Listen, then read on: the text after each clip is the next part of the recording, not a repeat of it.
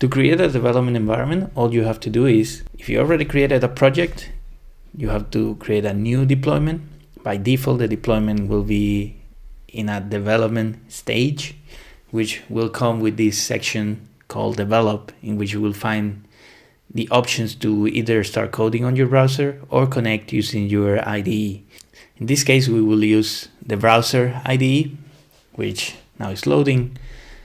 And once it finishes loading, I will access one of the files inside it.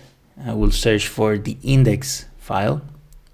This is a documentation application, so I'm going to open the index.